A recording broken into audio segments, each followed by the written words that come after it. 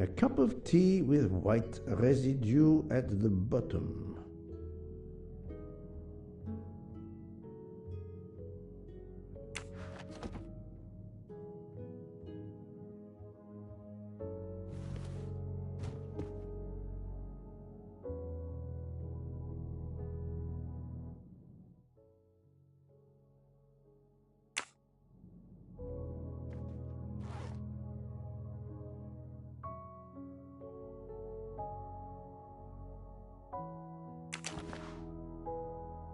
A briefcase and a wagon conductor's jacket, and a button is missing. A briefcase and a wagon conductor's jacket, and a button is missing.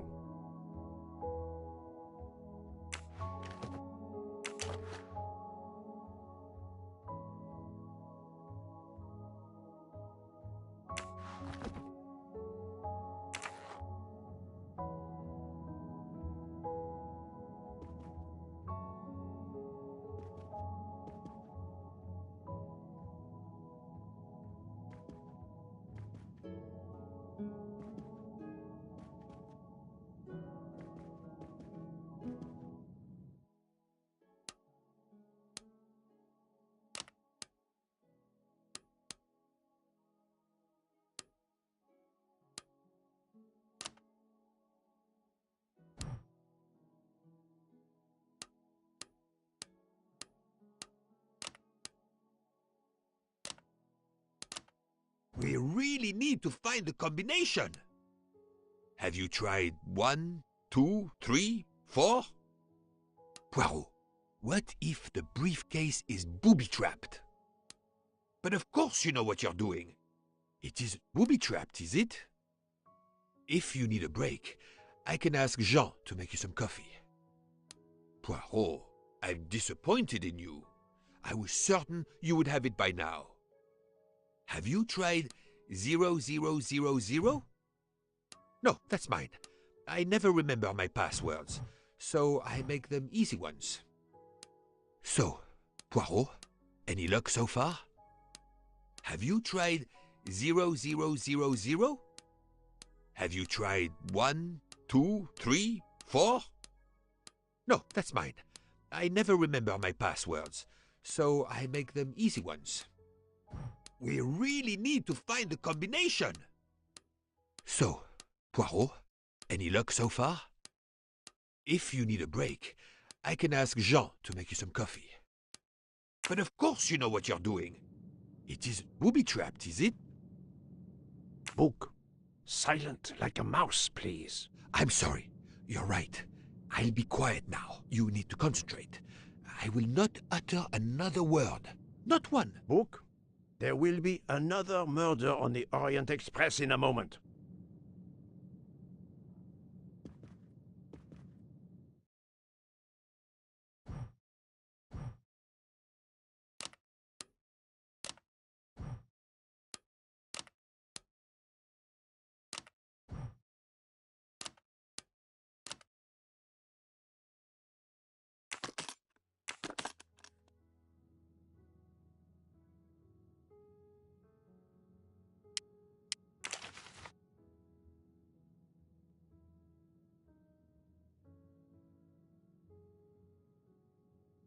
The stuffed animal is the same as in the photo found at the crime scene. What a coincidence. Mademoiselle Locke appears to have been investigating Monsieur Ratchet. Her driver's license confirms her identity. She is American. These are fake IDs. It's certain.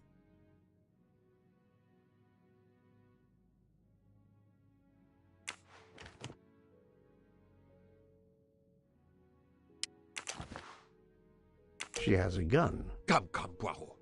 Criminals are often known to carry one. Ratchet was stabbed, not shot. But then why take it on the train?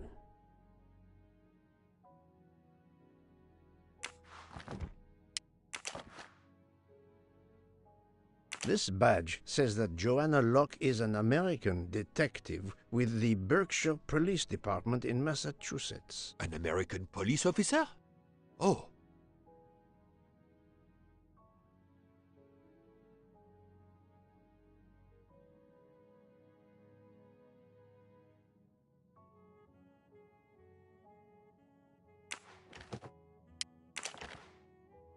Mademoiselle Locke seems very interested in our victim. Of course. She has studied her target. Possibly. Look, she's waking up. Thanks to you, I would not be surprised if our murder victim were also waking up. What?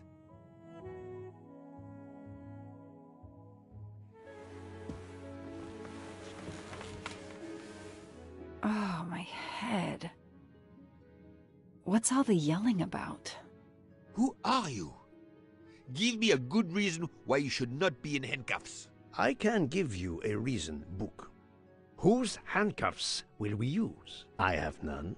Do you? Well, You are Joanna Locke, mademoiselle? Yes, Joanna Locke. I'm a detective. Berkshire, Massachusetts Police. I have found your credentials, mademoiselle. And I know who you are, Mr. Poirot. Then, if the introductions are complete, perhaps the explanations may begin. I'll try. It's simple, really. I'm on the trail of a murderer.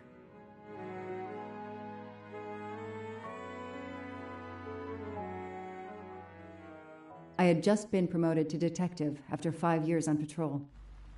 It was my first time on a major case. It had been a month since Daisy Armstrong was kidnapped. The Armstrongs were desperate for some sign of hope. I was there only for paperwork, to fill in some blanks.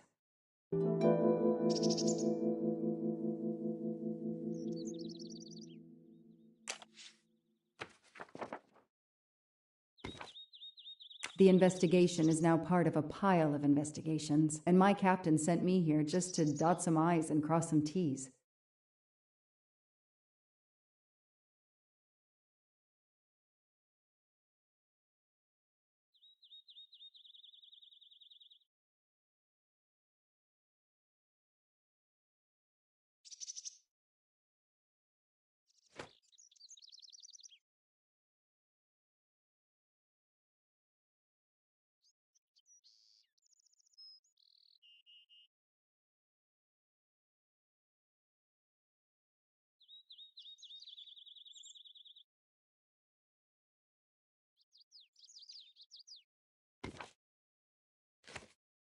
The crime was audacious. How could the kidnapper know which was the window of Daisy's room? No, they could use a ladder to reach it, and no, they could enter the room without being seen.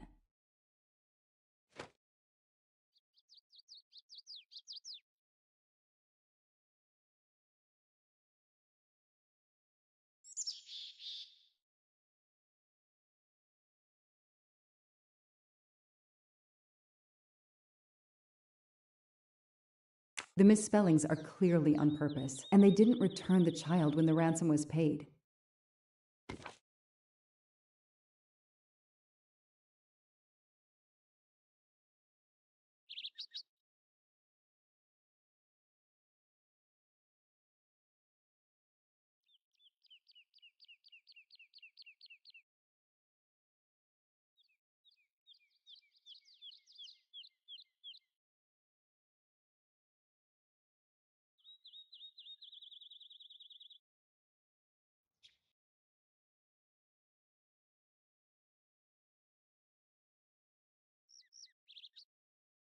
How could the child be taken with so many people in the house?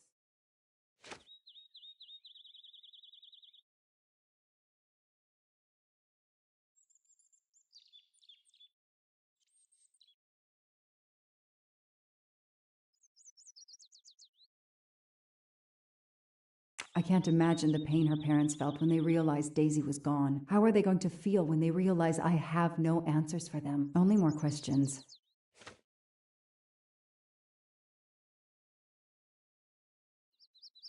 That's why I'm here. A damn computer glitch. Or somebody pushed delete instead of save. Whatever happened, we lost the nanny's deposition. So my entire contribution to the investigation is to take it again.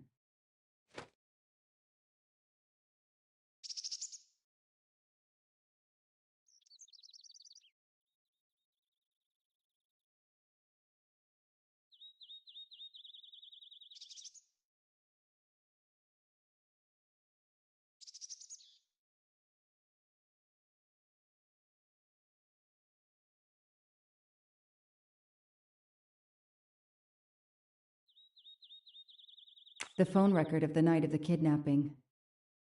The last call was for 911.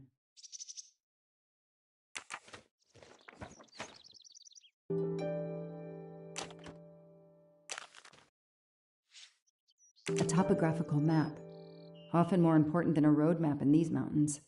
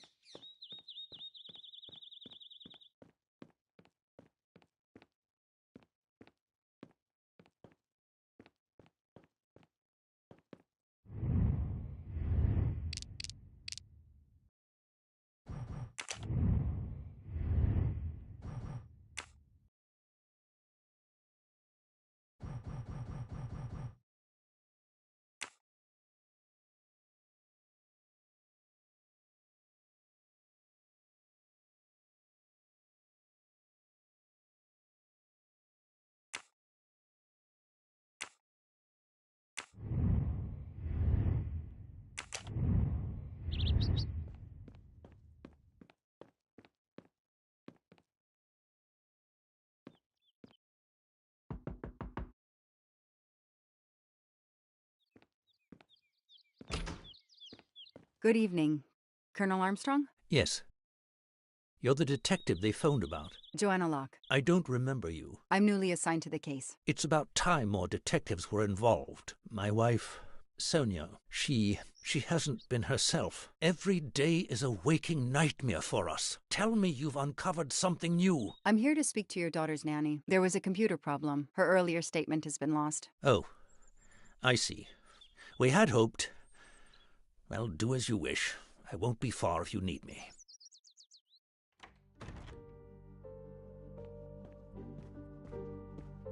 Their fairy tale became a nightmare. How are you doing? Are you holding up? You know, in the military, you're supposed to have the stiffest of upper lips. The Desert War taught me that soon enough. But this, it's difficult. Damned difficult. Harder on my good lady, of course. Do you know where I can find Miss Moreau? Her room is upstairs across the hall from Daisy's. She seldom leaves it. I won't be long. Take whatever time you need.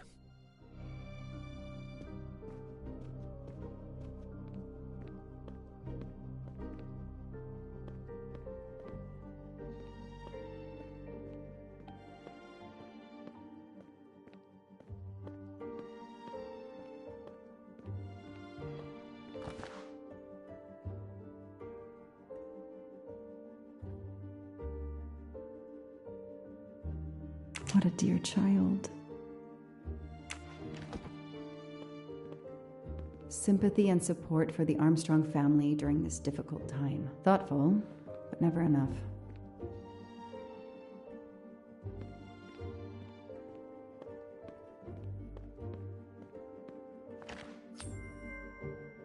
A gold mustache.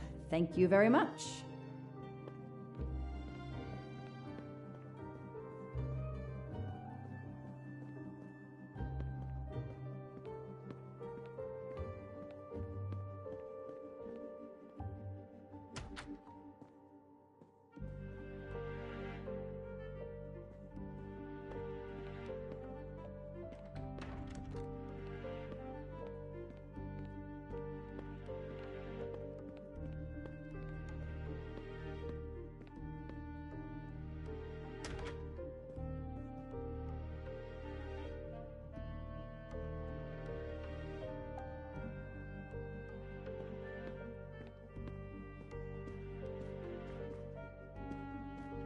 a toy castle. When I was a kid, I had a police station and a tiny squad car with a siren that really worked. I've earned a gold mustache.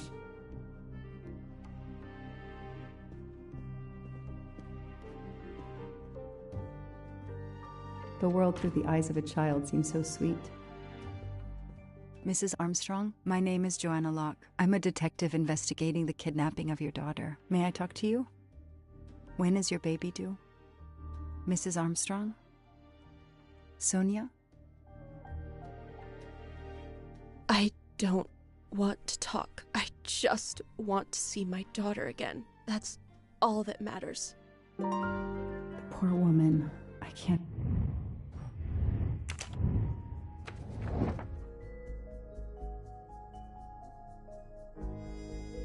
Everything looks okay here.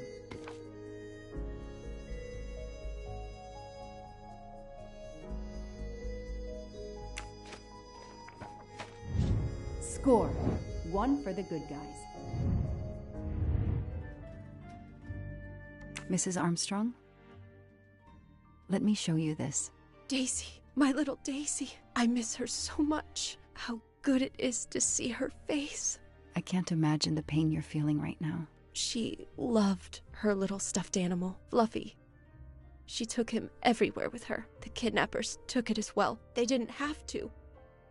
That means they wouldn't hurt her, doesn't it? Every lead will be followed up. You have my word on that. Thank you. I shouldn't lose hope. Somehow. I know it isn't my case, but I just made a promise, and I mean to keep it. Do you know where I can find Miss Moreau? She's in her room. Last door on the left. May I come back? If I have more questions? Of course. Anything I can do.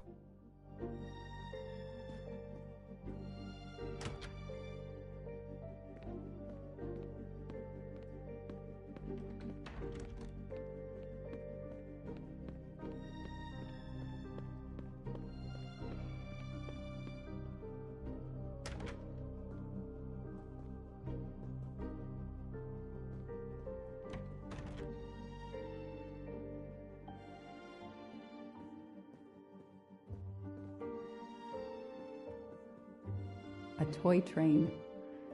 Now here I am on a real one. Hello, are you Suzanne Moreau, Daisy's nanny? Yes?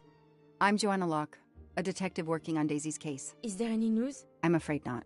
How can I help you? I'm really sorry. I'm afraid I have to take your statement again concerning the evening of Daisy's disappearance. There was a computer problem. Your statement was accidentally deleted. Of course.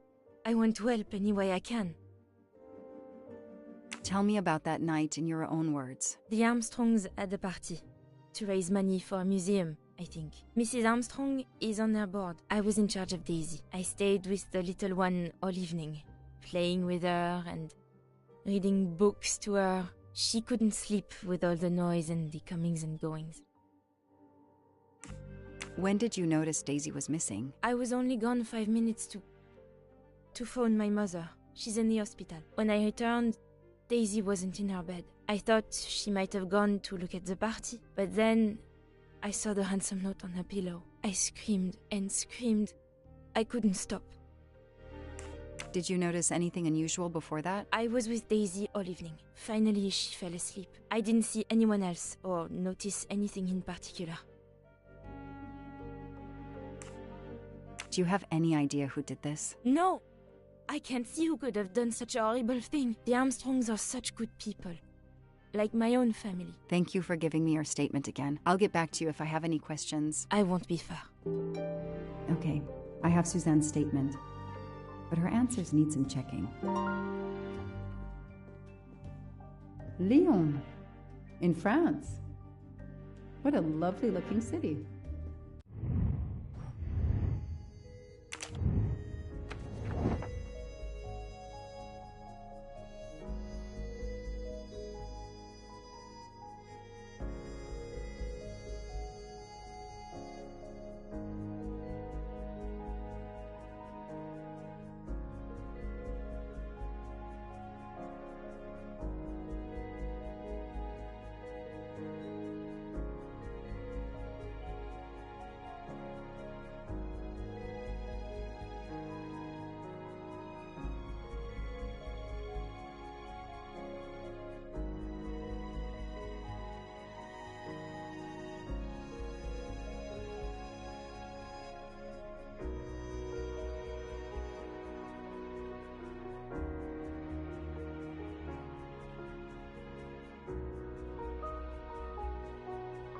This information does not correspond to what Suzanne told me. Suzanne said she left Daisy alone for 5 minutes, but Mrs. Armstrong says she stayed with Daisy for a while and Suzanne did not return.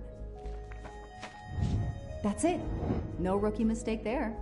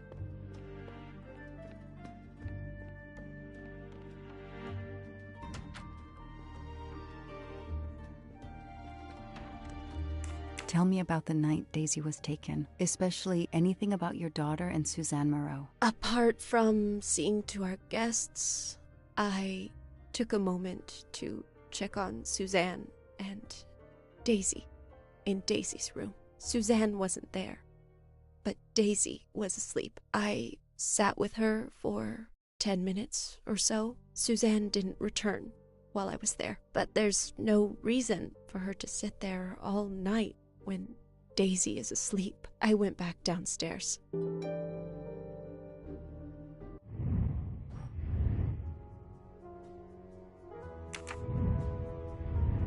Okay, the stories Sonia and Suzanne tell don't match. I should recheck my file and track Suzanne's movements.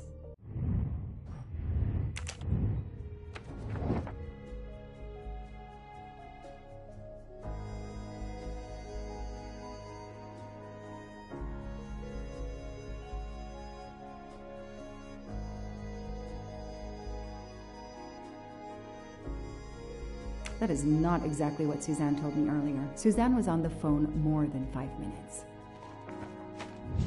The detective gets it right.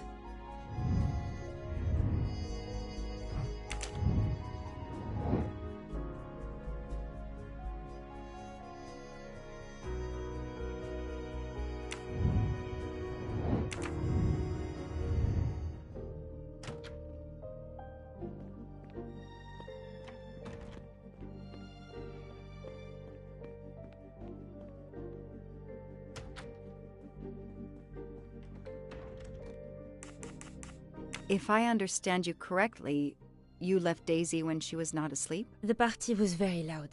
Daisy was too wound up to sleep. I read her a Motley Mule detective story to try and put her to sleep. Daisy finally fell asleep.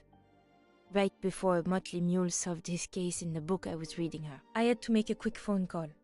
No more than 5 minutes. But when I came back, Daisy was gone.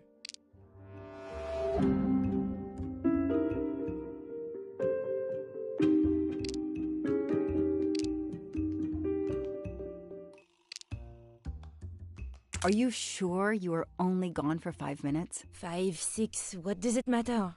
It was very quick.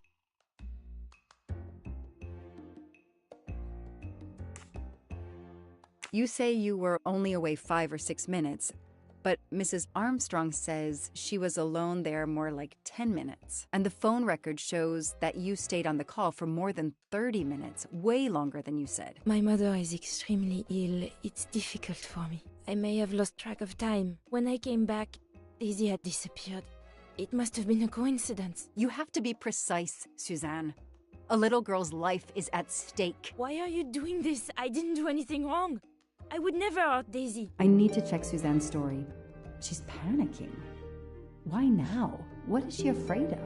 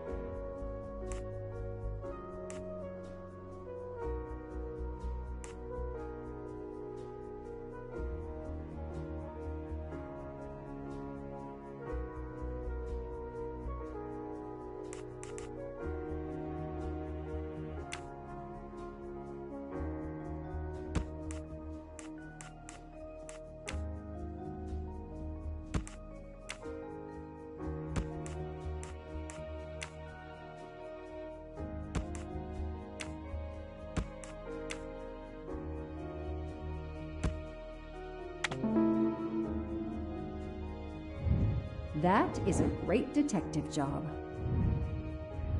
The kidnapper places a ladder under the window to Daisy's room. Then he joins the party, just one guest in the crowd. He somehow knows when Suzanne leaves the room, then sneaks upstairs. He opens Daisy's window, carries her down the ladder, and vanishes. I should see if the Armstrongs can confirm what Suzanne told me.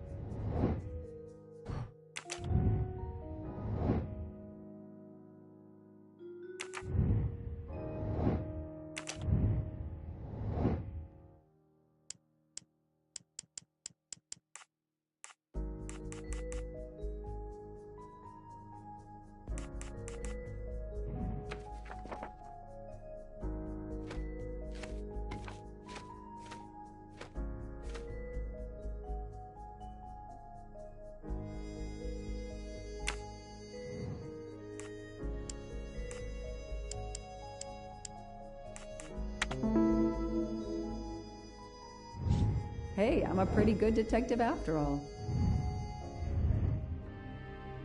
The number you have called is not in service at this time. Please hang up and dial again, or contact your service provider. The number Suzanne called is not in service? A hospital?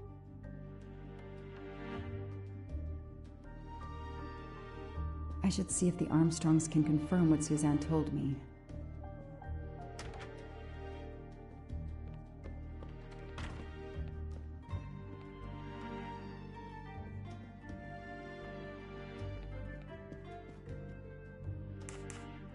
Did you see Miss Moreau during the party? I remember seeing her at some point, but otherwise no. I was too busy with my guests. Wear the smile, shake the proffered hand. Ms. Moreau told me she called her mother. Well, why not? I believe they are very close, and the poor woman is not well. She needs some experimental treatment that isn't available yet in France. I won't.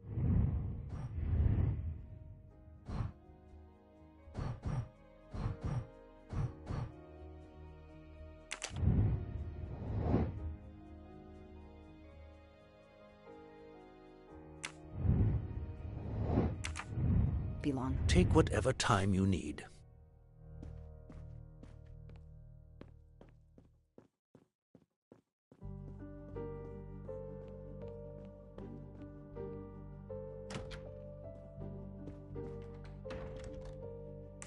I spoke with Suzanne. She was phoning her mother. That's why you didn't see her when you went to check on Daisy. Yes, her mother. I tried to call the poor woman earlier that week, but the hospital said she's been in a medically induced coma for more than 2 months. Suzanne told me she called her mother, but she would have known her mother was in a coma.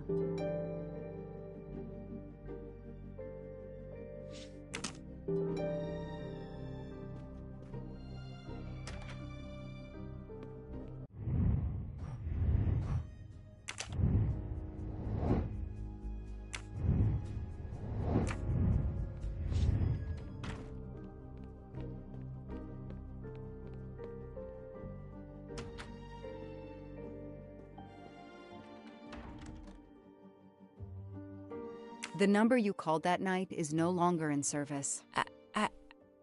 I don't understand. That's the number the hospital gave me to call my mother's room. You told me you were on the phone with your mother when Daisy was abducted. As we said earlier, I didn't pay attention and was on the phone longer than I said. But since my mother is very ill, she had to leave her hometown, Lyon, because the treatment is not approved yet in France. She is in an hospital in Boston for a special treatment. I call her every night to check on her. When I came back, Daisy was gone. I'll never forgive myself.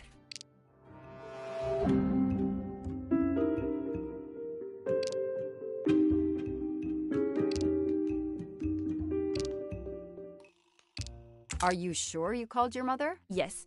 Every night since she was admitted in December. Suzanne, I think you really care for Daisy. If you do, then tell me the truth. You can't have been calling your mother while she's in a coma. My mom really is in a hospital in Boston. She really is in a coma. I wasn't calling her. I was on the phone with my boyfriend, Noah. Why lie about it? Why are you panicking? Because he's gone. I haven't heard from him since the night of the kidnapping. I'm afraid he's somehow connected to Daisy's disappearance. That he was just using me somehow. But I swear I talked to him. Yes, for more like 30 minutes that night. So he couldn't have kidnapped Daisy at the same time we were talking. But he could have kept you talking so someone else could take Daisy. Yes, you can see why I lied. Can't you? I was afraid you'd suspect me of having something to do with it. You can understand that, can't you? Suzanne, I want to believe you, but you've made it harder to find Daisy. Do you realize that? Oh my God. What have I done? What's most important is not what you've done, but what you do now. Go. I'll be back to talk to you. No more lies, Suzanne. For Daisy, no more lies. Noah. The name might lead us to that little girl. I am on this case now, whether my captain wants me to be or not.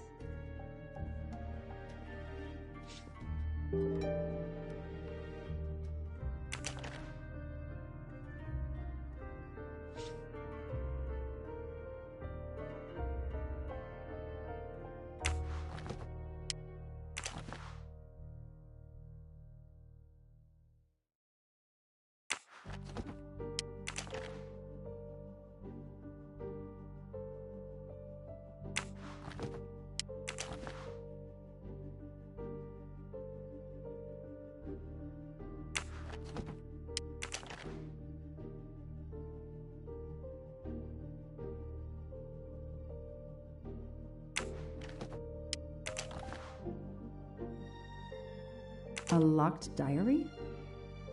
Let's see if I can shine some light on its secrets. A locked diary?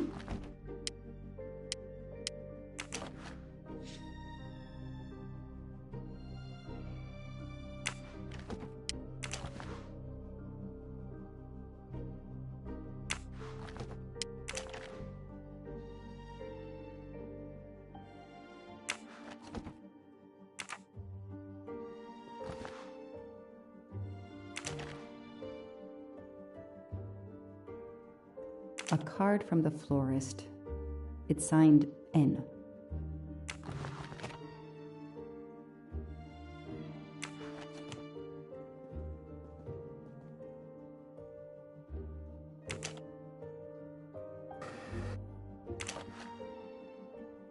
Huh.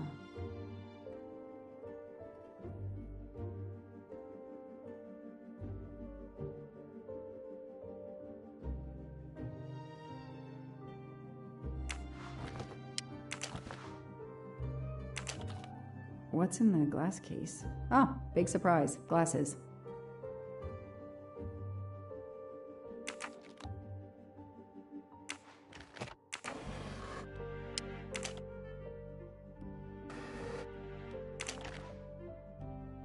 I expect Suzanne must have gone through a lot of tissues these past weeks.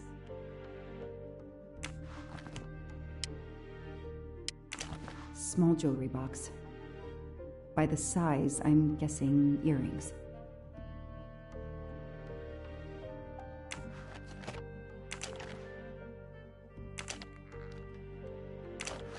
Why put a key in a jewelry box?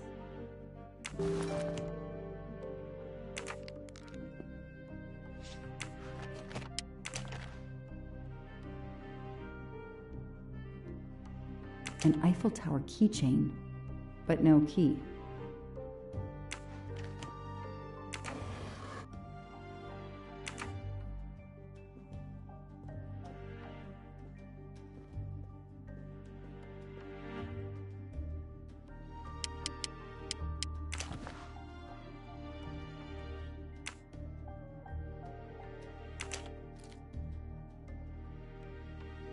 That doesn't work. That doesn't work. That doesn't work. That doesn't work. That doesn't work.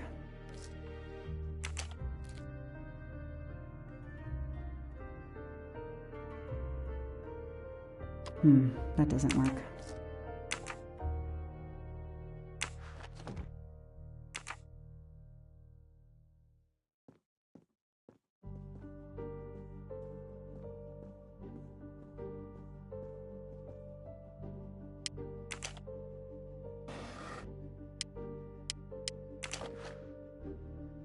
An Eiffel Tower keychain.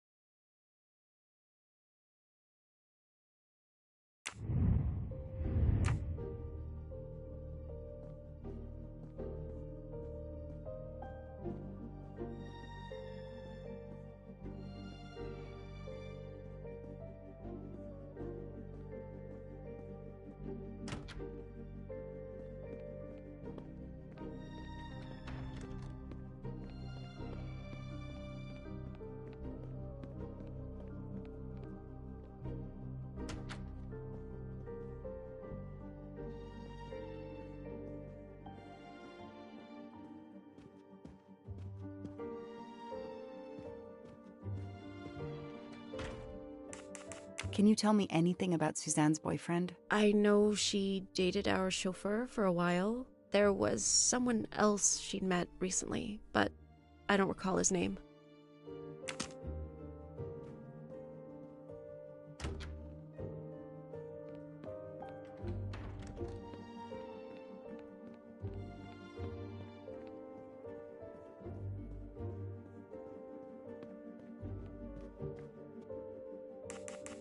Know anything about Miss Moreau's boyfriend? Her boyfriend?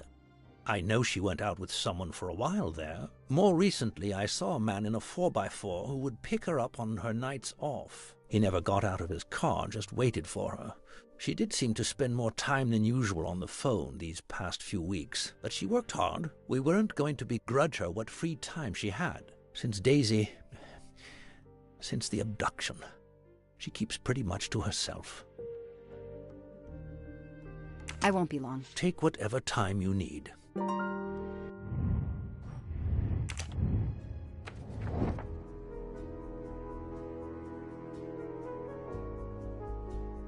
Nothing shocks me here.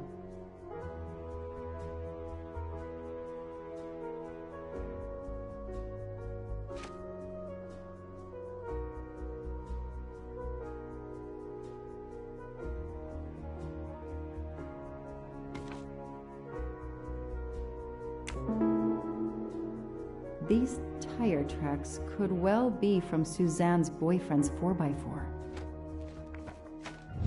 Score. 1 for the good guys.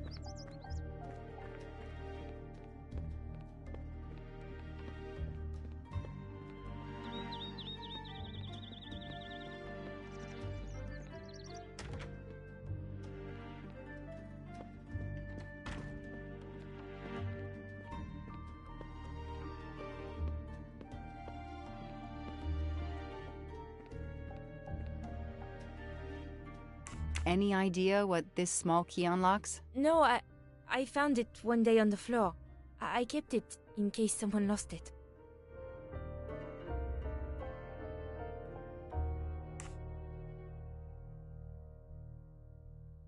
I imagine these flowers must have been beautiful. Who gave them to you? The gardener. They're getting pretty wilted, but I hate to throw them away. Tell me about your boyfriend. Have you been together long? My boyfriend? Why? He doesn't have anything to do with this. Please, Suzanne, the sooner you answer my question, the sooner we'll be done. His name is Noah Garrity. I met him at a Lunar New Year party in Great Barrington. He is a kind and caring person, although, well, I miss him. He had to go away on business. He should be back.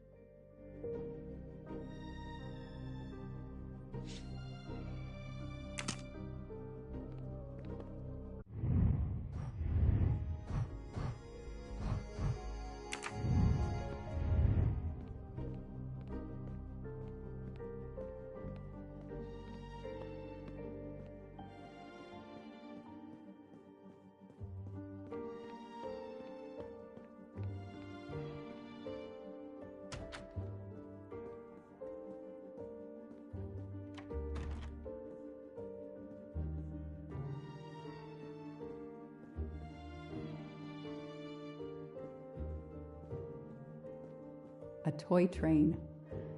Now here I am on a real one.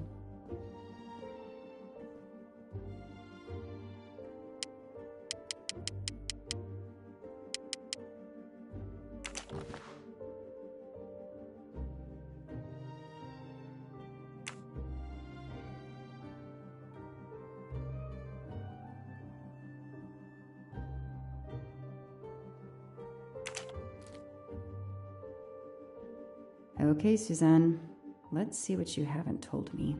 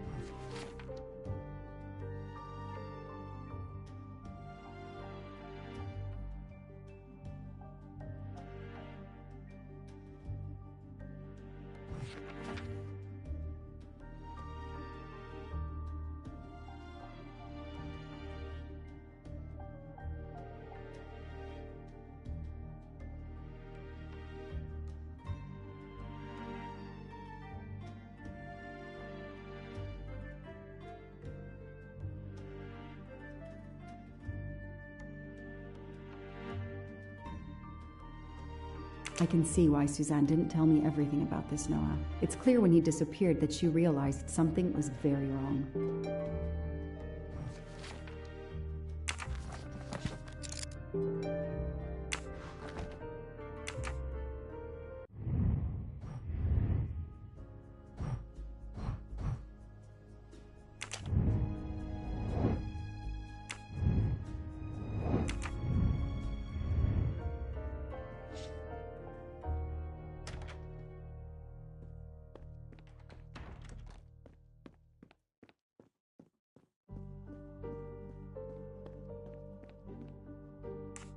Tread marks of a four-wheel drive vehicle were found outside the garden on the night of the kidnapping. Noah drives one, doesn't he? Where is he, Suzanne? If you know anything more about him, you have to tell me. I know what you're thinking, but it's impossible. He was very nice to me. He never did anything to make me suspicious. We went out to eat, to the movies. Just like a normal couple. He's not the only man in the Berkshires who drives that kind of car.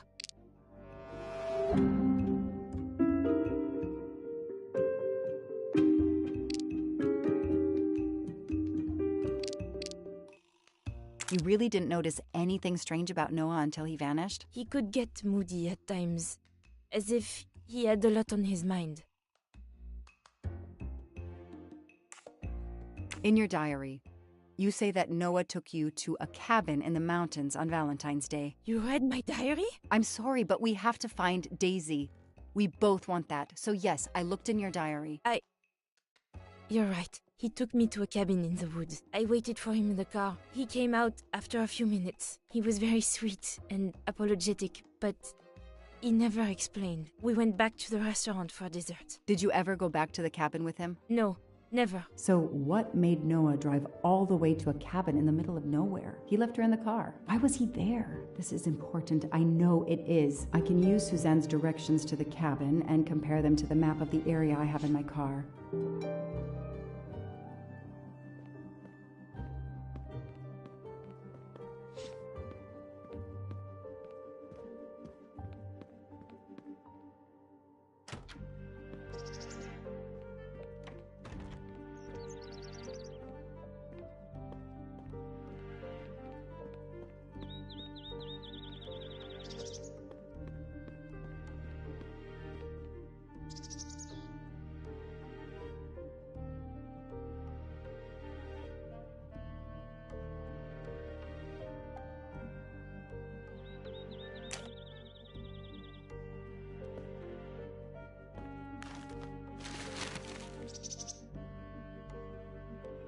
Thanks to the information Suzanne gave me, I should be able to find the cabin on this map.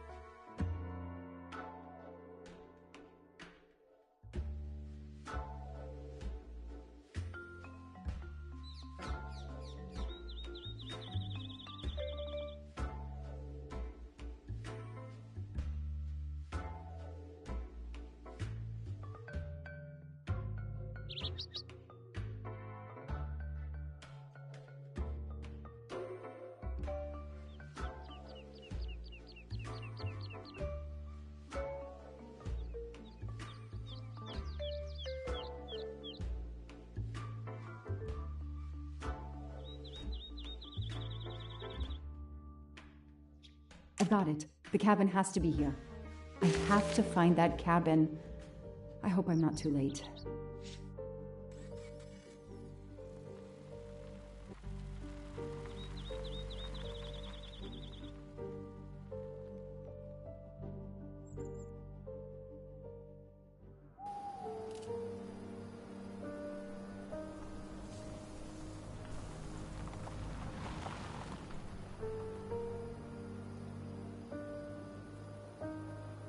Okay, here is this famous cabin.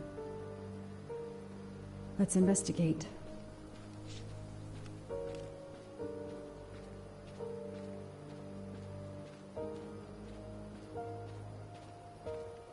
Noah brought Suzanne to this dump on Valentine's Day? What a romantic.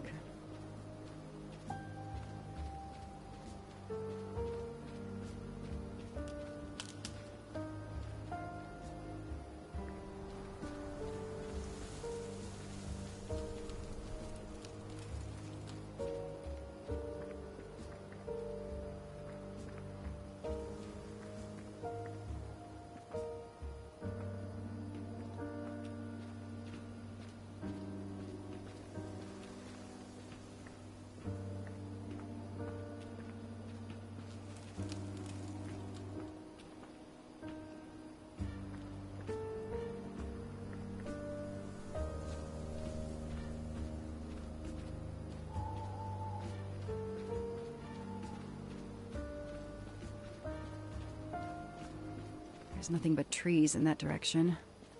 I should focus on the cabin.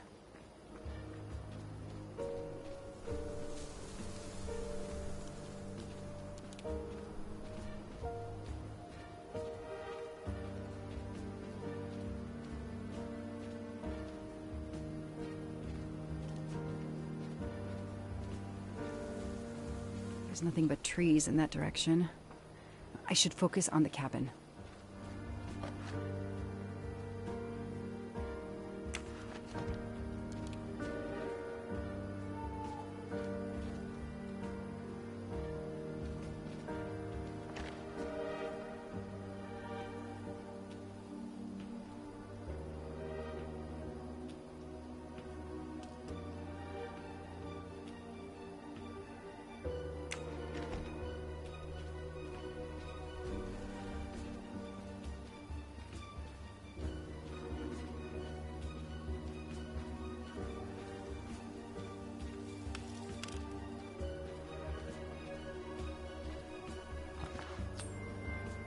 Shiny facial hair.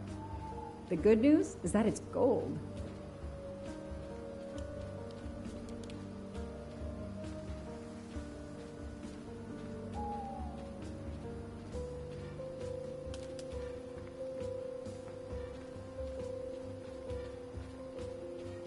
That barrel is sturdy enough. I could climb on it.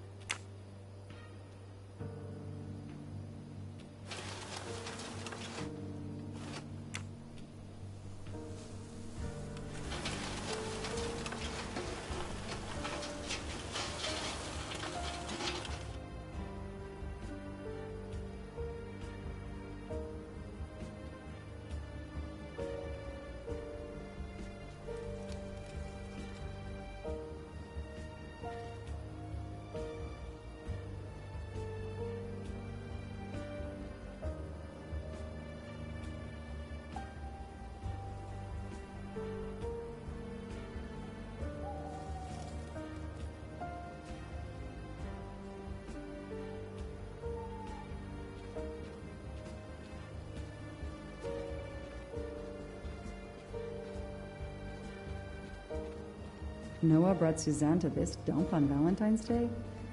What a romantic.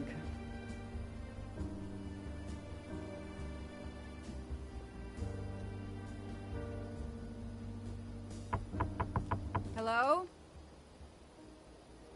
Is anyone there? Nobody. I can't just waltz in without a warrant.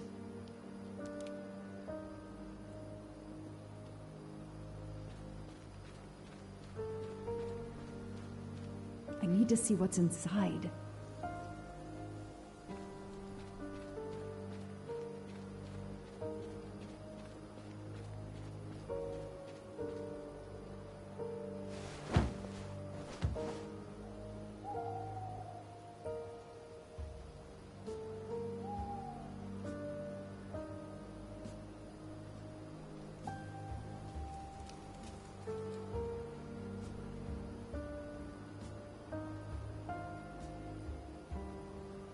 It's Daisy's plush toy. If Fluffy is here, the kidnapper has been here.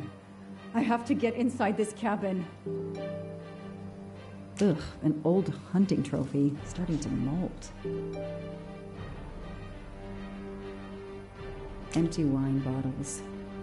Somebody has been here lately.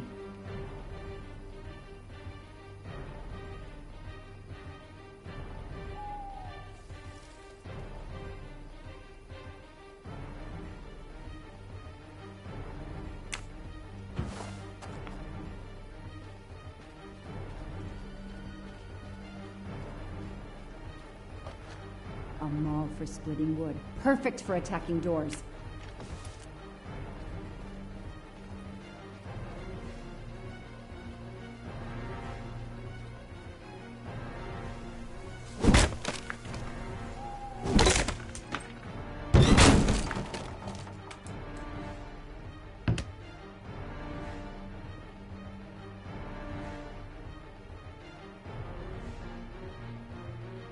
Look at that. A broken door to investigate. No need for a warrant.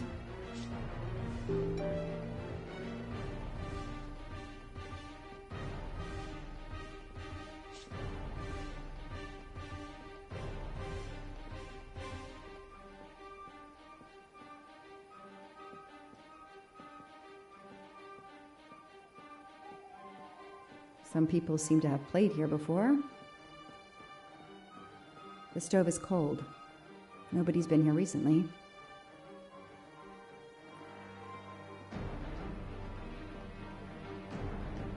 The floor is scratched and worn in this area. The sofa must have been moved a lot.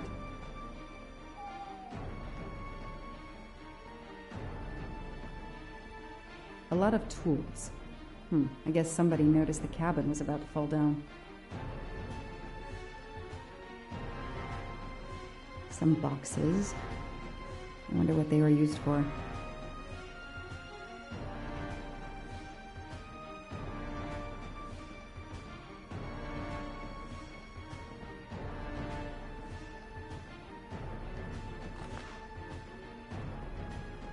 That's a woman's hairbrush.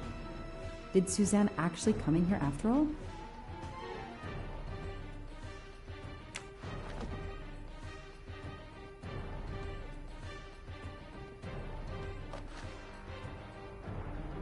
This bottle comes from the Blue Lagoon.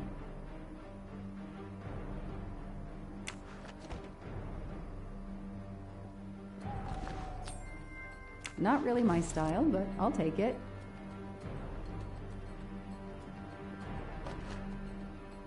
It's fluffy, no doubt about it.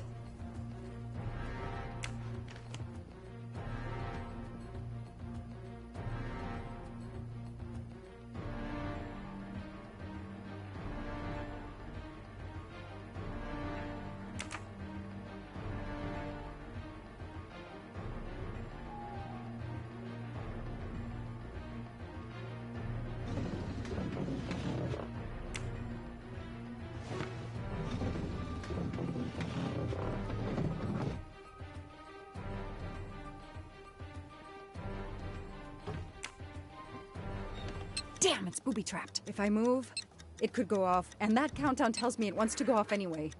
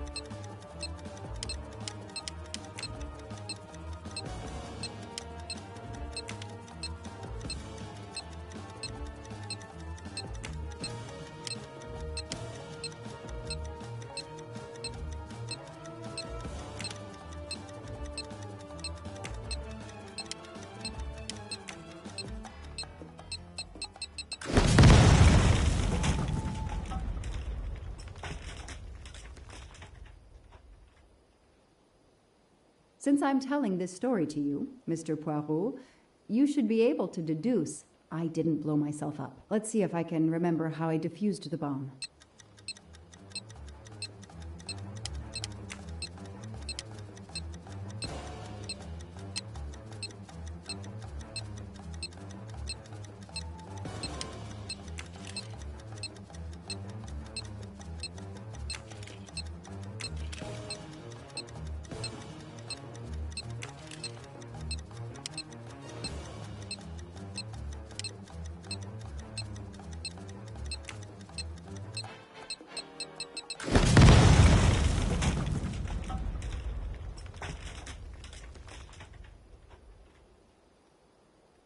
Since I'm telling this story to you, Mr. Poirot, you should be able to deduce I didn't blow myself up. Let's see if I can remember how I defused the bomb.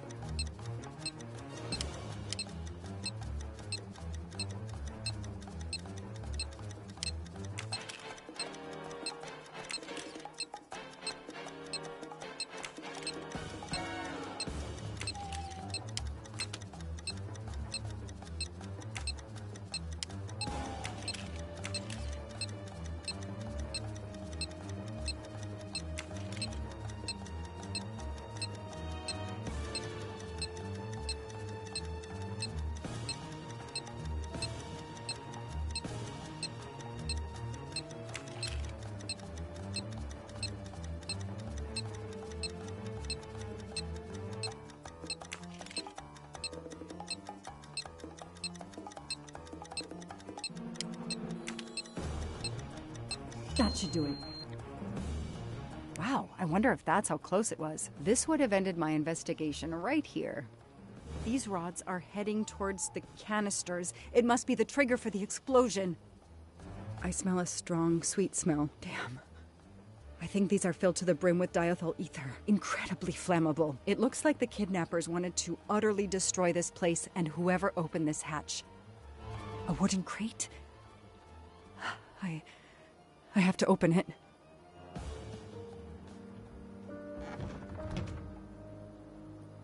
Oh no. Daisy.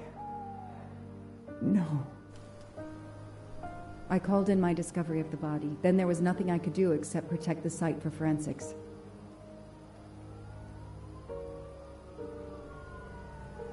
The forensics team arrived an hour later, cordoned off the cabin with crime scene tape, and went to work, looking for physical evidence, fingerprints, testing for fluids, DNA, any clues science can uncover.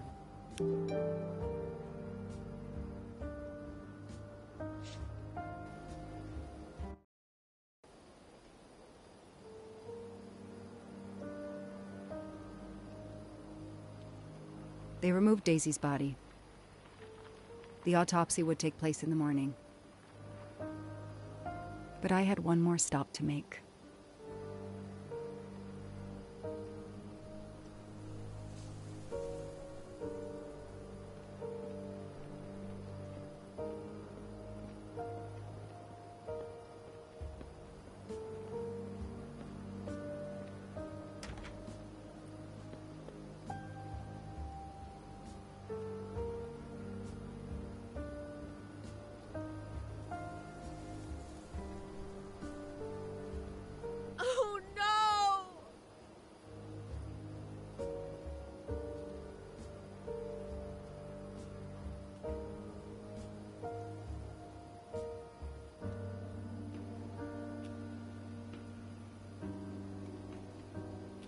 That night, I swore to find the monster who killed that child.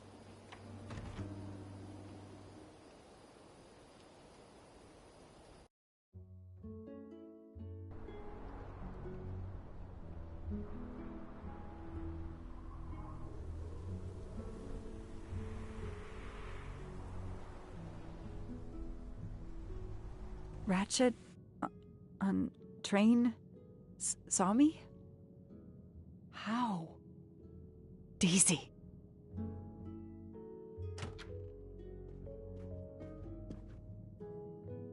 She was awake? And then she collapsed again. I take the responsibility. She was weaker than I realized. Oh. Lie still while I examine you. Pupils dilated? I'm all right.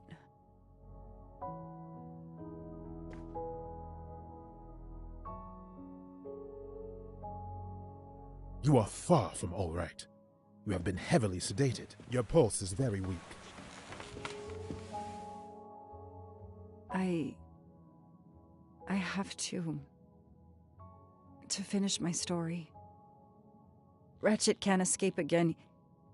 Can't escape. Have no fear of that, mademoiselle. Ratchet will not escape. We must hear her story. This woman needs rest. I will let you know when she is recovered enough to continue. But I warn you, it will be some time. I understand, Doctor. Thank you. I have completed my preliminary examination of the deceased. I think that it will interest you. Indeed it will. And I have other witnesses to interrogate. You are right. Let's not put this poor woman in danger. There will be plenty of time for her to finish her story when she has recovered. By all means, tell me the results of your examination.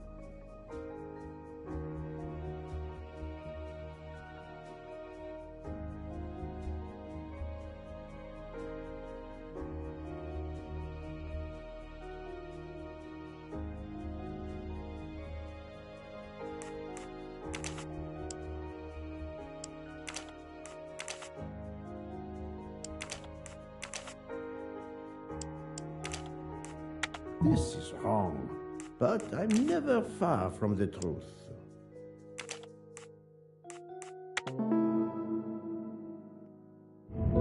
My little gray cells did not let me down.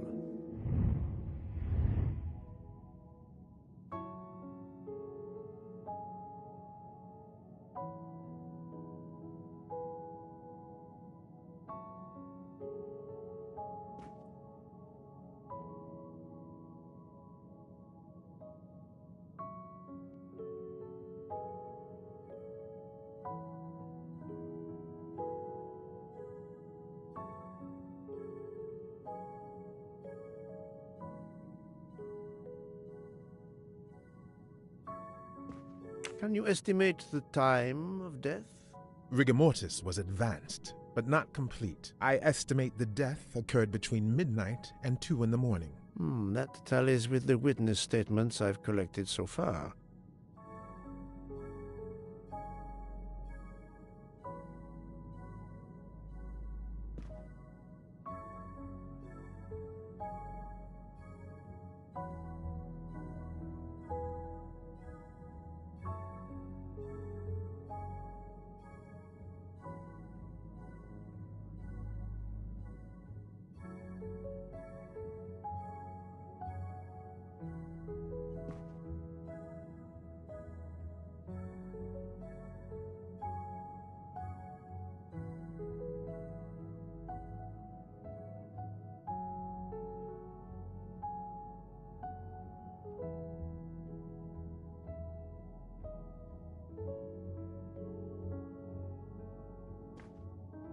Can you estimate the time of death?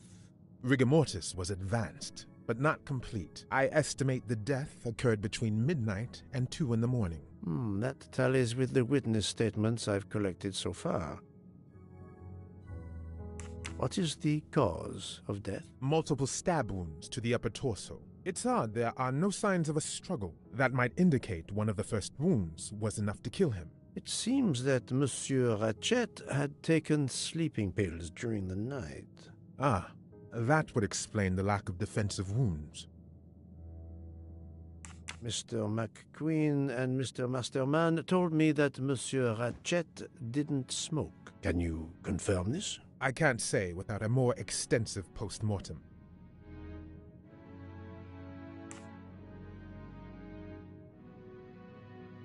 What can you tell me about the stab wounds?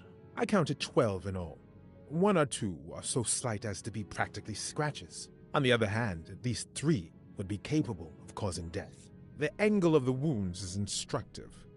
Most appear to have been struck by a right-handed person.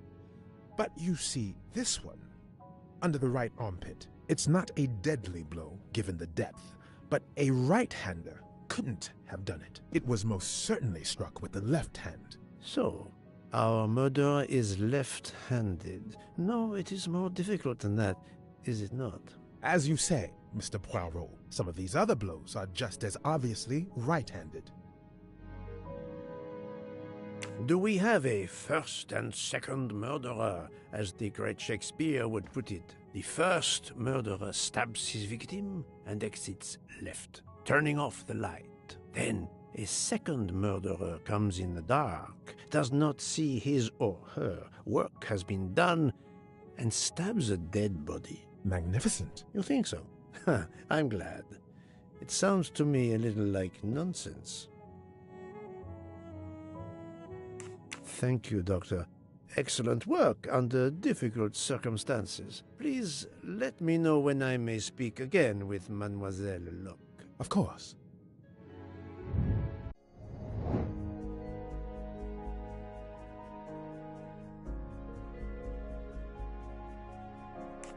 Even a smoker might innocently turn me down.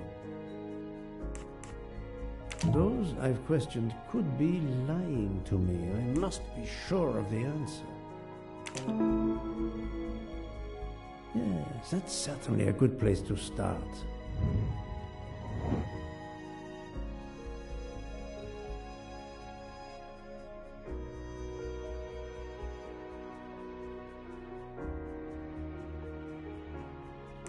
Book doesn't smoke. Even if he did, I doubt he would remember. Yes, I have personally seen some passengers smoking. I just have to remember who they were.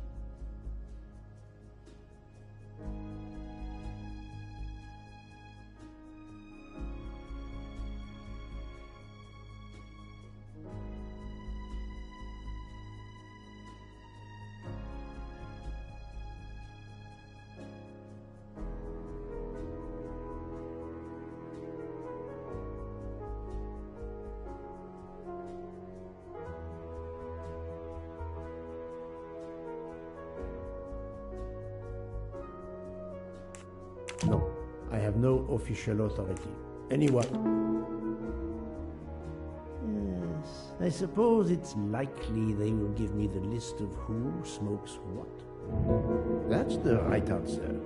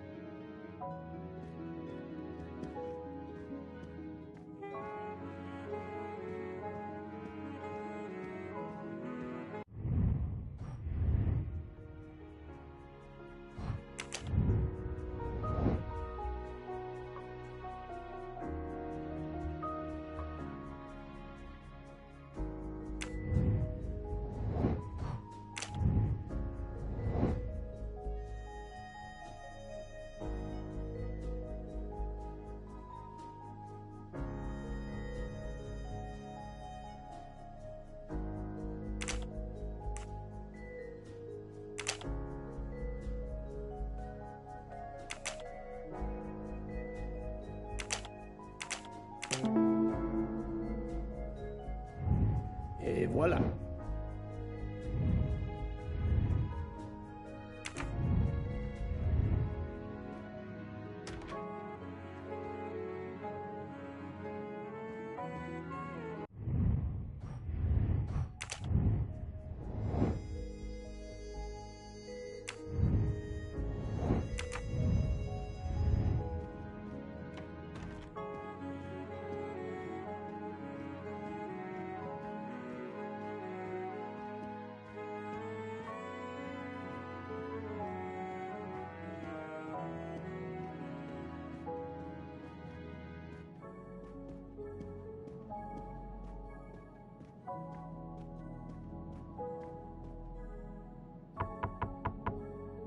Captain Arbuthnot, I beg your pardon, but could you answer a few questions for me? I'm grateful you found my ticket, Poirot, but now is not convenient.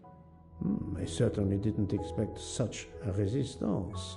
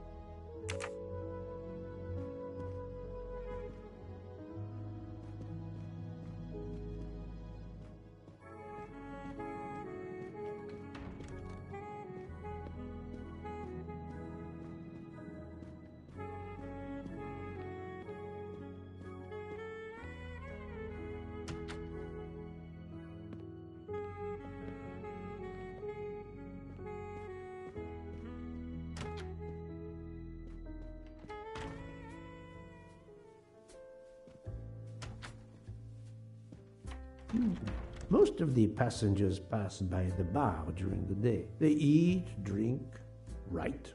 Maybe I can use this information for my investigation.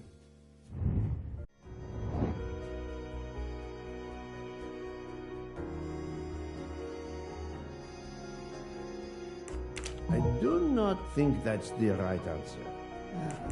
Yes. Yes, it could work. He appears to be an observant young man and serves the passengers regularly.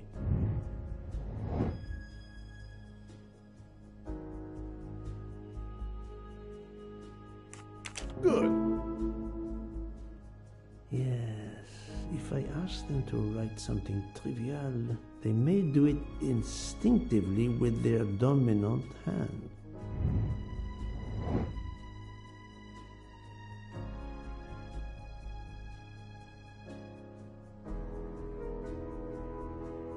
Think, Poirot. That is not a good answer. Given all his regular duties and the number of past... Good.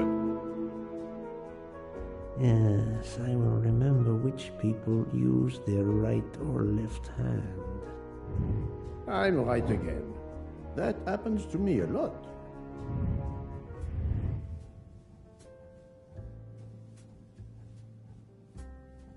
Mademoiselle Debenham, I have a few questions for you. Of course.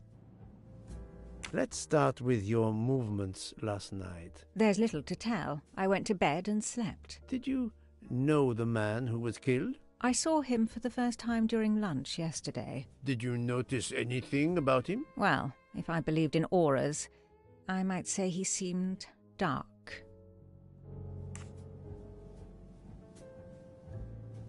Would you mind writing your address on this paper for me? Not at all. That's it. Mademoiselle Debenham is right-handed.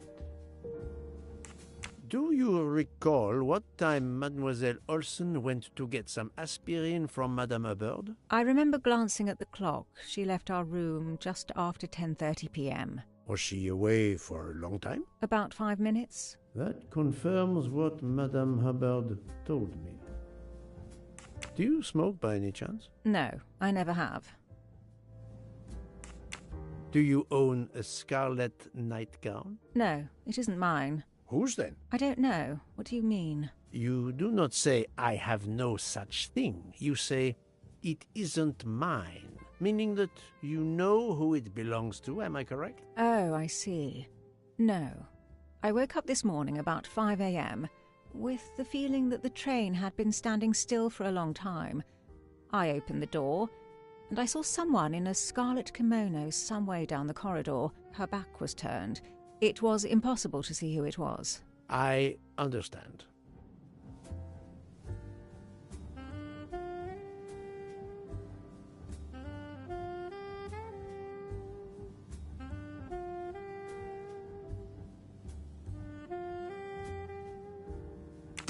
Thank you for your assistance, mademoiselle.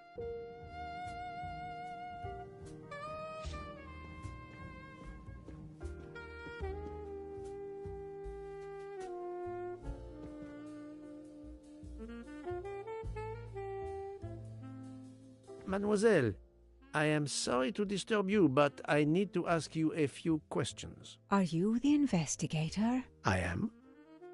We are lucky you are on the train. What do you want to know?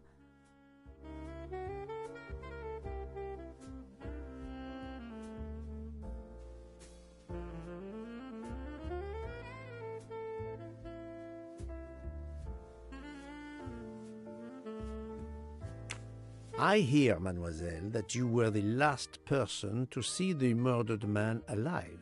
I do not know. It may be so. I opened the door of his compartment by mistake. I was much ashamed.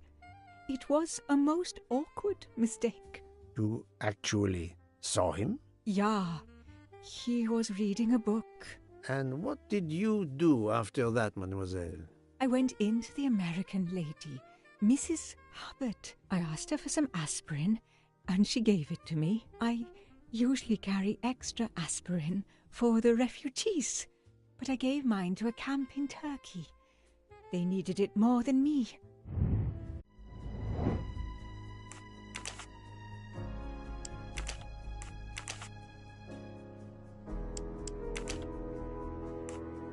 I must admit I'm not right this time.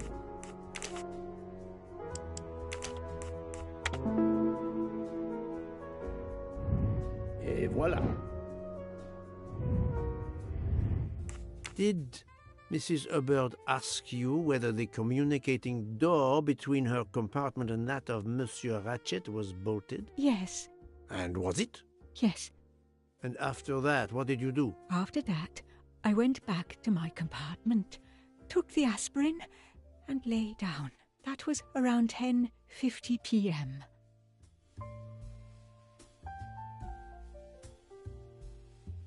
Is there anyone else in your compartment? Yeah, a young English lady. Very nice, very amiable. After the train left Vinkovsky, did she leave the compartment? No, I am sure she did not. Why are you so sure if you were asleep? I sleep very lightly. I am used to waking at a sound. I am sure that if she had come down from the berth above, I should have awakened. Did you yourself leave the compartment after that? Not until this morning.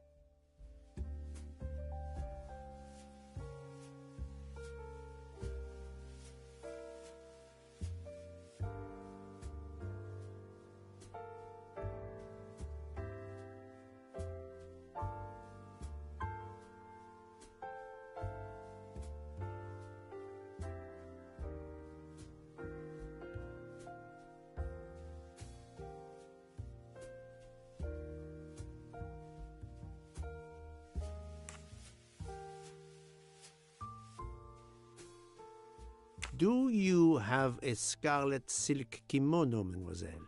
No, indeed. I have a good comfortable dressing gown of Jaeger material.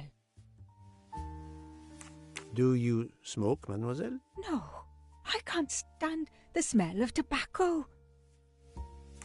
Perhaps you will be so amiable as to write me down your address. With pleasure. Mademoiselle Olsen is indeed right-handed. This was a very interesting conversation, mademoiselle. I thank you. If you have any other questions, I'll be in my compartment. Good luck, Mr. Poirot.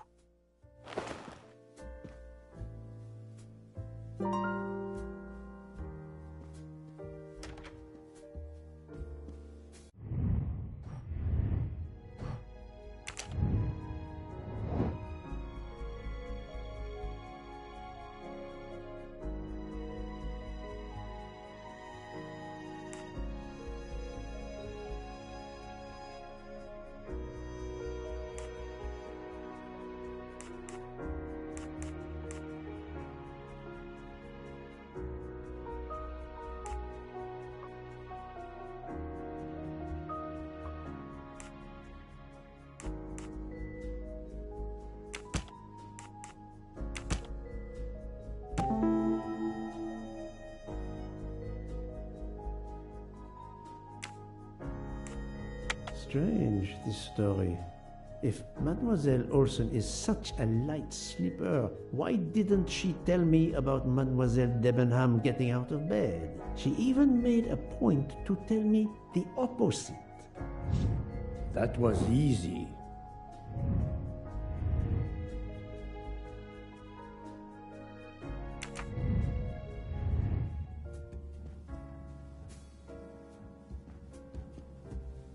I'll observe her instead.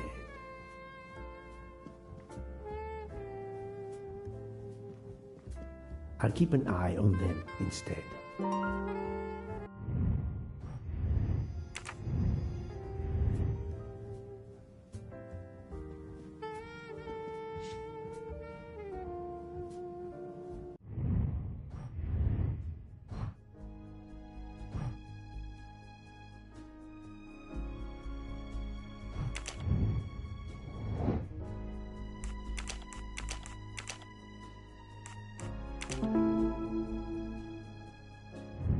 That's the right answer.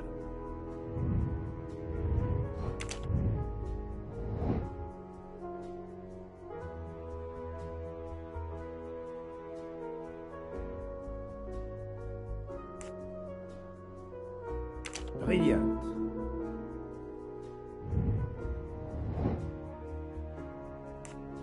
Well done. I'm right again. That happens to me a lot.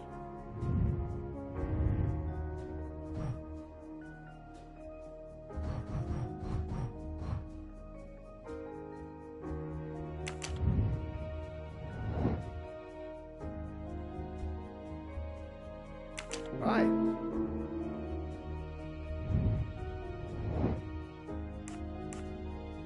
Great.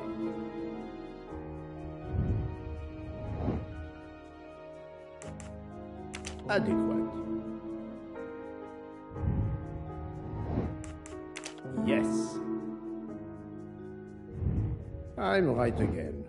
That happens to me a lot.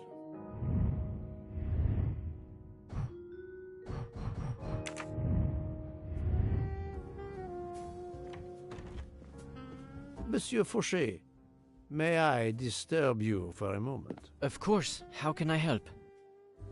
It is, of course, about the murder of Monsieur Ratchet. Can you tell me your movements last night? I understand. Yesterday evening, I took a break at Vinkovsky station with Hotaru. We then went to our quarters in the staff accommodations, a section of the luggage car. Freya was there, reading, and I went to bed right after. Freya is there now, I think, and Hotaru is in the kitchen. They can verify my story. What time was this? 11:30 p.m. or a bit after. The snow is beginning to fall heavily. I see. Thank you. Can you write your address on this paper, please? You want to pay me a visit? Who knows, Monsieur Fauché? He is right-handed, there can be no doubt. Are you a smoker? I'm trying to quit, but yes. I'm now down to just 1 pack of cigarettes a week. If you're looking for a heavy smoker, you should talk to Hotaru. Thank you, Monsieur Fauché. I'll come back to you if I have more questions. Monsieur Fauché, may I disturb you for a moment? Of course. How can I help? Thank you, Monsieur Fauché.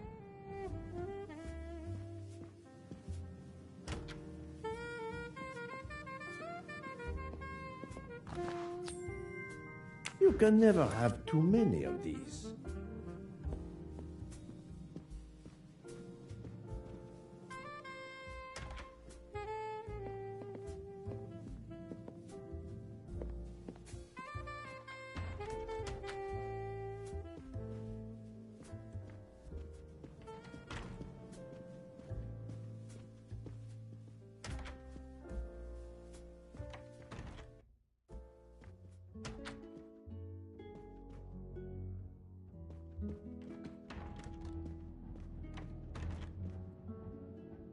So, Poirot, I hope you are progressing in your investigation. I have not finished yet, but it is progressing, yes. I still have many questions that must be answered. I will report to you as soon as I can.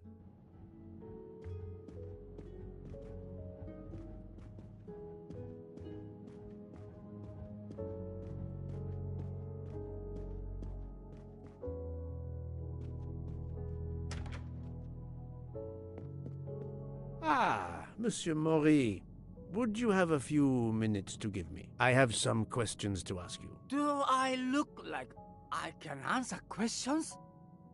The room is spinning. My head is about to explode. You were celebrating last night? Celebrating?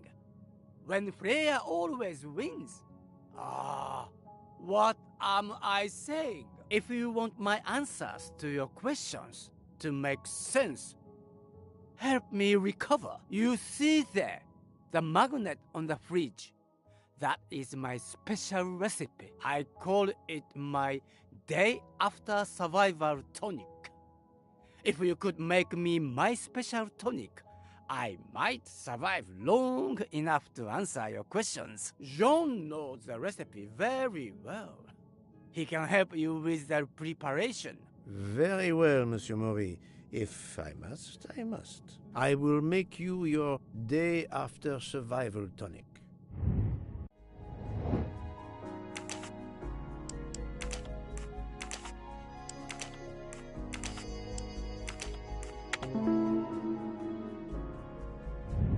That's the right answer.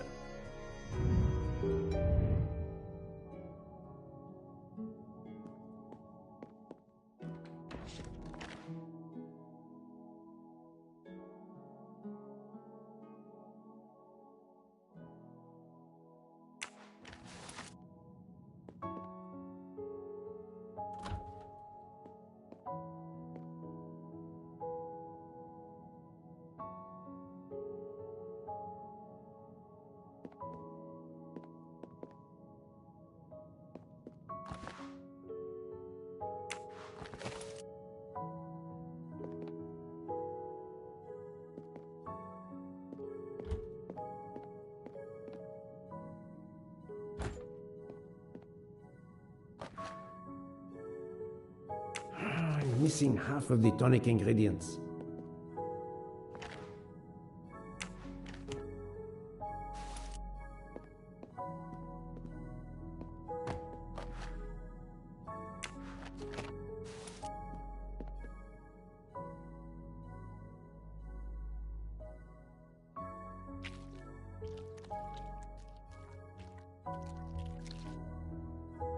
I have all the ingredients for Monsieur Maury's tonic. I have to go and see Monsieur Fauché so he can prepare it for me.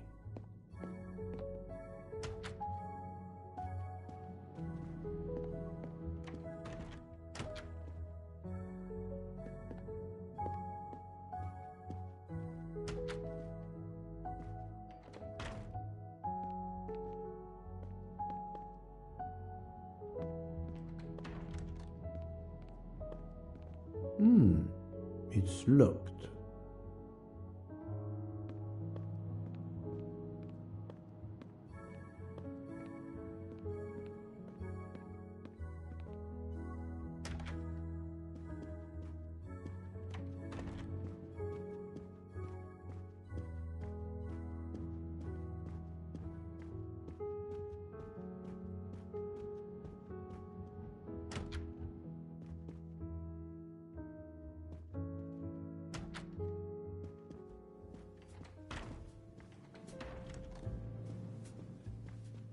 Monsieur Fauché, may I disturb you for a moment? Of course. How can I help?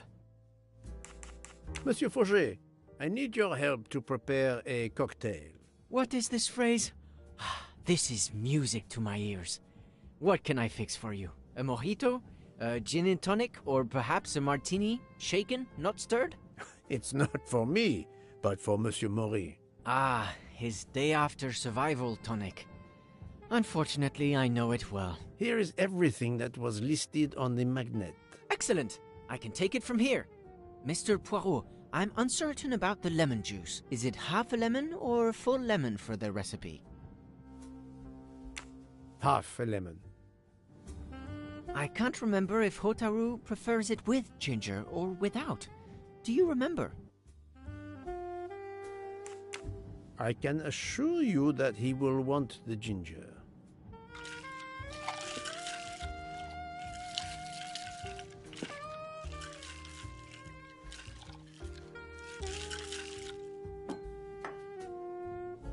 There you are, sir. Hotaru will be himself again. Excellent. Thank you very much.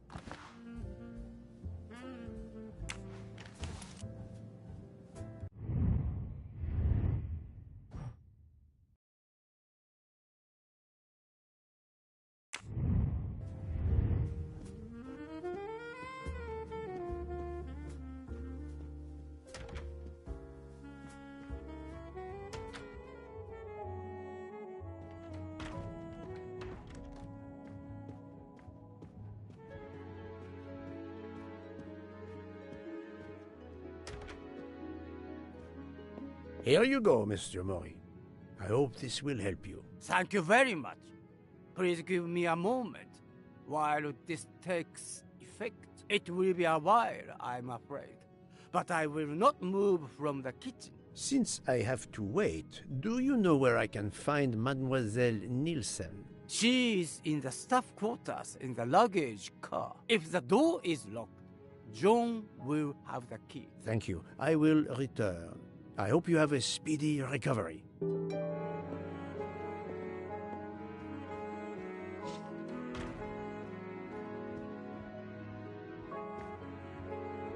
Monsieur Maury told me that you are the one who has the key to open the luggage car door.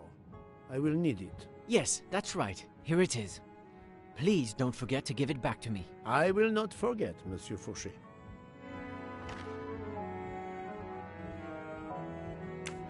I have a favor to ask. Could you visit the passengers who are in their rooms and explain there has been an error with their allergy and diet form? But, Monsieur Poirot, I made no errors. Of course not. Call it a computer error. Yes, it is possible, but even if I can see this is part of your investigation, I do not understand it. I would ask that you observe which hand each passenger uses. Ah, you wish to know if they use the right or left hand when they write? That is my intention. I will take on this mission for you. Excellent.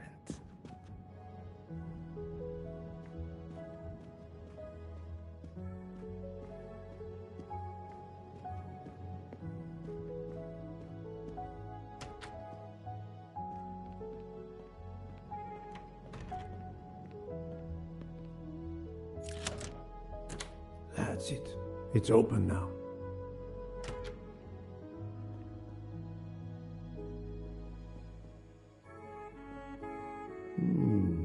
Empty rum bottles.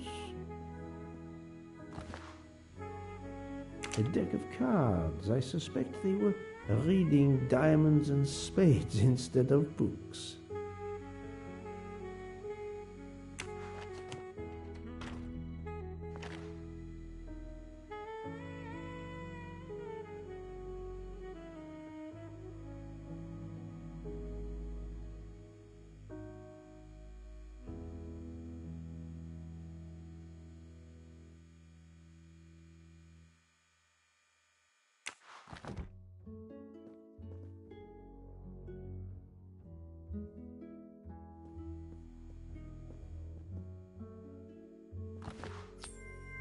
Come to Poirot, my exquisitely sculpted friend.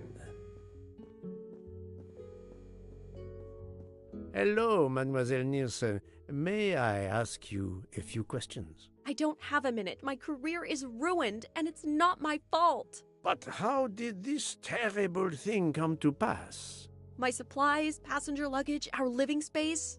There is so little room. I gave the cargo handlers in Istanbul strict instructions how to stack my crates containing the ingredients I need for my desserts, so as one box is used up, it can be discarded. And these fools of cargo handlers did not follow your instructions? Ignored completely. I have 4 crates that must be moved from there to here to correct the order they are stacked. But placing the wrong crate on top of a smaller crate will crush it, its contents, and my career. Calm yourself, mademoiselle. I understand. So, the problem is these 4 crates must be moved there, but carefully. Yes. I have to move these 4 boxes from this location to here. But there is not much space to move the boxes, and I have to be careful never to put a bigger box on top of a smaller one, or the smaller crate will be destroyed. The problem is clear. I shall assist you.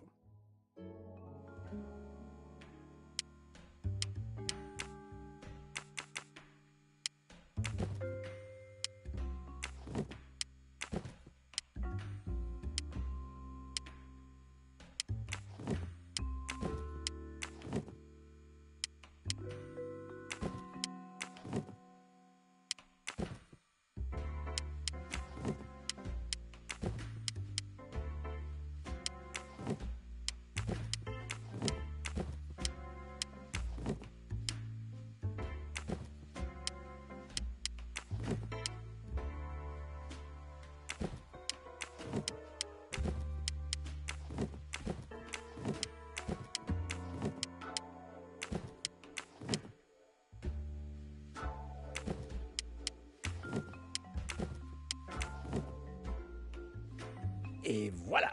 You are a lifesaver. Or at least, a dessert saver. Thank you, thank you. I will gladly answer your questions.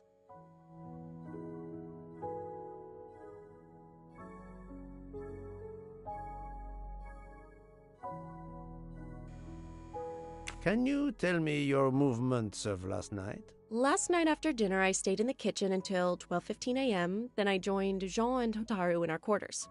Then all of us read quietly in our beds until we fell asleep. A very studious staff. However, Monsieur Maury doesn't seem to have followed the same literary pursuit as the others. And these rum bottles, do they have something to do with his hangover?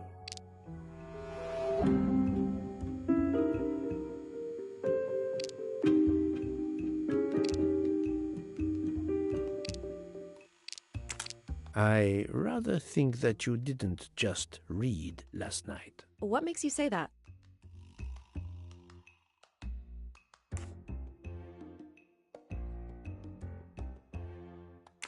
I spoke to Monsieur Maury. He seemed to be quite hung over. He even asked me to make him his day after tonic. He blurted out, "Freya always wins." Wins what?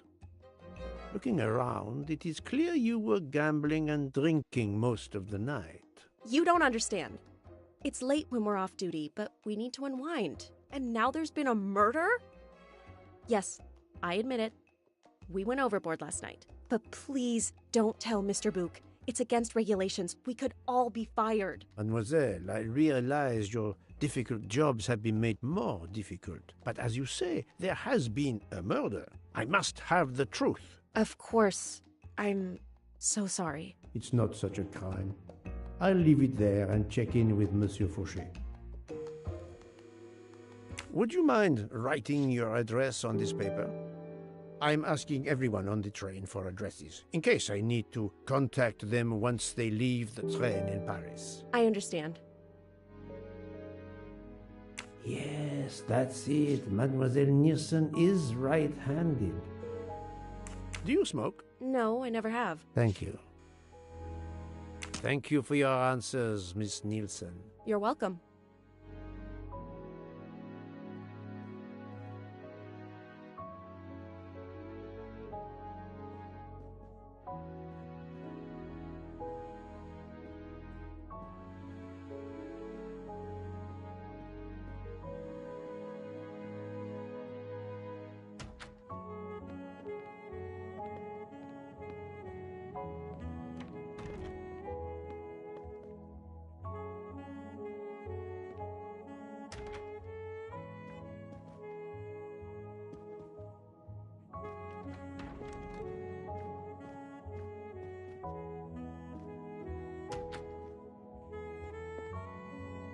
How are you? It's better. Thank you. Then may I ask you some questions? It will not take long. Quickly, please. I have hungry passengers to feed. Très bien. Can you tell me your movements last night? Oh, nothing special. When I went off duty, I joined John and Freya in a compartment. I read for a short while, then went to bed early. Reading? I'm not sure you have recovered enough to tell me the truth. Don't waste what little energy you have recovered to lie, Monsieur Maury. Yes, sorry, Mr. Poirot. You're right. It obviously wasn't reading that made my head hurt like that. But if you told Monsieur Book, it could mean my job. I will keep your secret, but I am investigating a murder. You must tell me the truth. Thank you. Please, write your address on this paper. My address? I don't see why. I think I hear Monsieur Book approaching. My address? Yes, of course. Another right-handed person. Not surprising, most people are. You are a heavy smoker. My job. It is very stressful. Would you happen to know who vapes on the train? A banana flavor? Oh, yes. The smell disgusts me. What is wrong with the good tobacco? I do not have time to answer that. Who is it? I've only seen one person who vapes. It's Captain Arbuthnot. Captain Arbuthnot, I see. Your testimony was invaluable to me. Thank you. Take care, Monsieur Maury. My palate depends on your good health.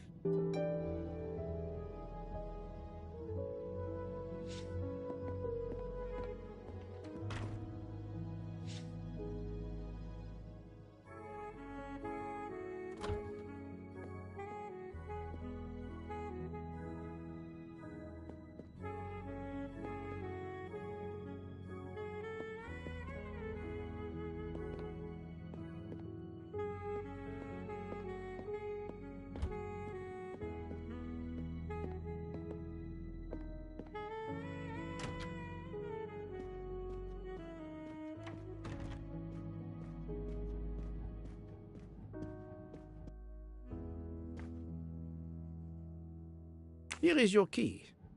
Thank you very much. My pleasure. About the little favor I asked of you. Aha, but of course. I was able to get new allergy forms from guests who were in their compartments. Monsieur McQueen, Monsieur Masterman, Count and Countess Andreni, they are all right-handed. I also asked Princess Dragomirov, but she had her assistant, Madame Schmidt, sign for her. She is right-handed as well. You have exceeded my expectations. Well done. Thank you, Monsieur Fauché. I'll come back to you if I have more questions.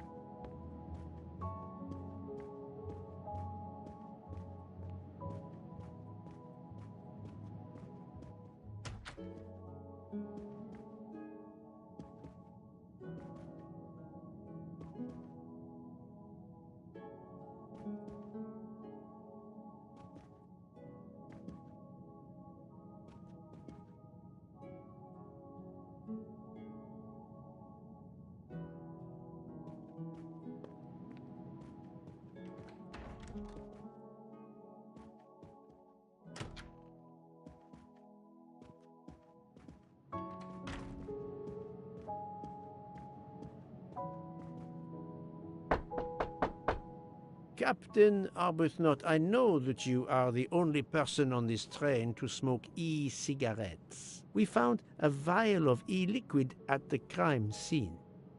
Will you talk to me about this, or should I pass on what I've learned to the police? All right. Come in if you must.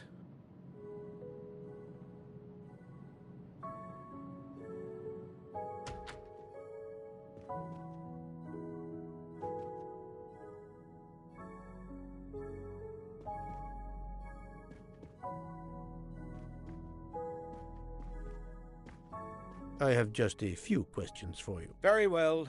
Let's hear them.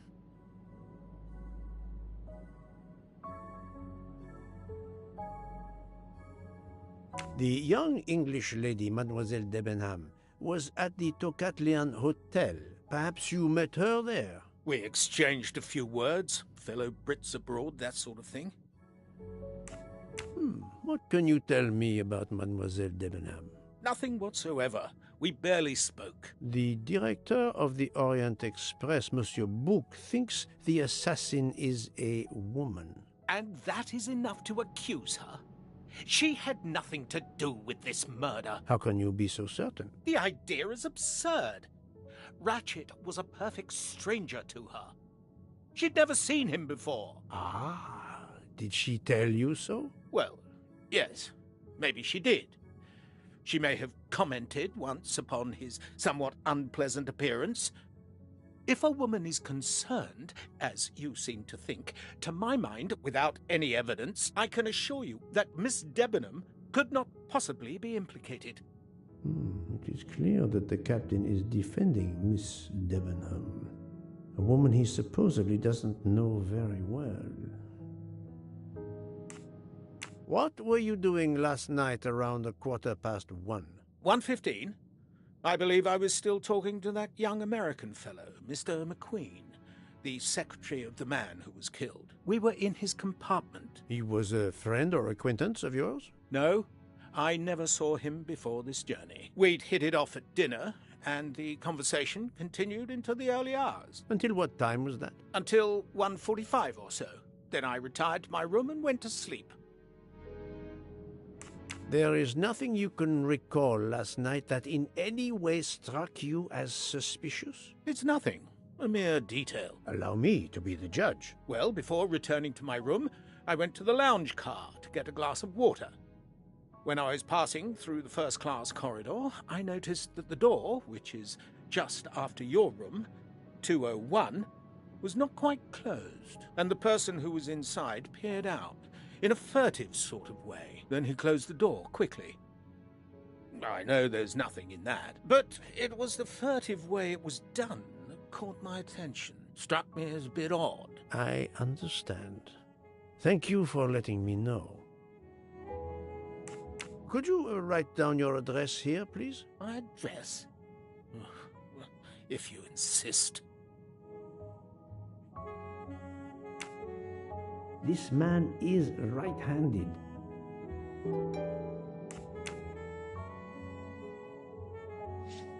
Is this e-cigarette liquid yours? What flavor is it? Banana. Well, that is awkward. That's my flavor of choice. But I have no idea what it was doing there, whatever. Can you explain how it ended up there? I have no idea. I never entered the man's room, Poirot. That's the truth.